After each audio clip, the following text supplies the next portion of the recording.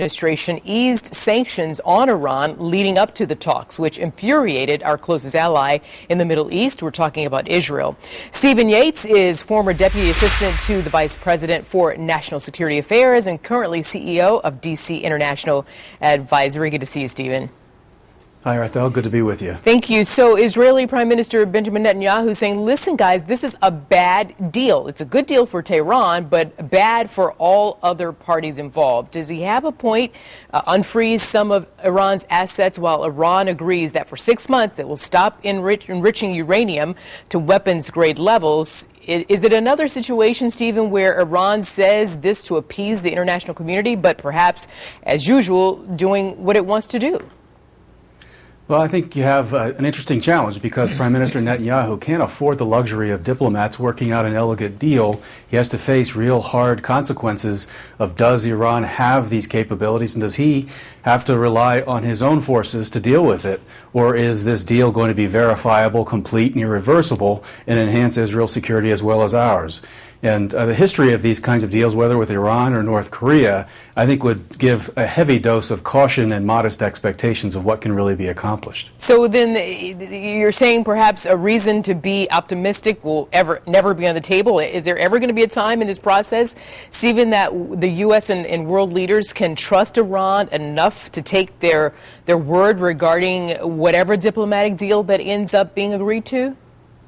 I think any power who has pursued nuclear weapons and deceived the international community once or more than once, we don't really have the luxury of trusting them. We have to have agreements. One day we might, in fact, reach them. It's possible that the new leader of Iran might lead his country in a new direction and engage in a serious process that completely, irreversibly and verifiably dismantles their program, but we aren't there yet. I think it makes sense to have easing of sanctions in the process of executing a deal.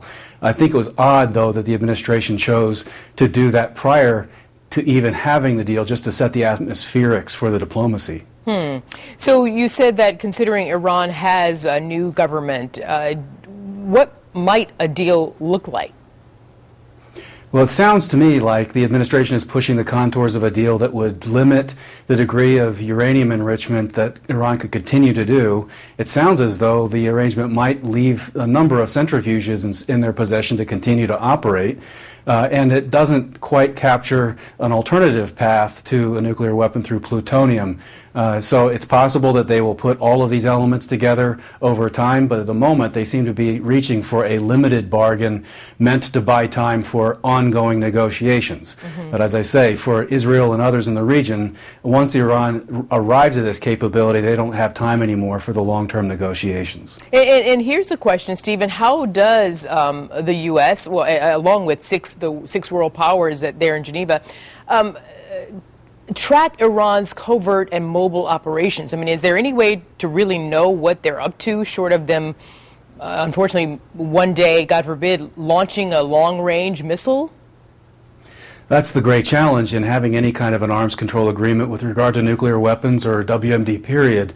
The only kinds of really successful historical examples of complete verification are when a country willingly gives up the total package and actually has robust cooperation with the international community. They make a strategic choice to go a different way. There are no historical examples of those who have deceived the international community multiple times giving full disclosure. At best, we get to verify what they disclose. What they don't disclose, we rely on intelligence, which we know is not perfect information. Quickly, Stephen, if I can get you to answer this quickly for me, what does Israel do right now?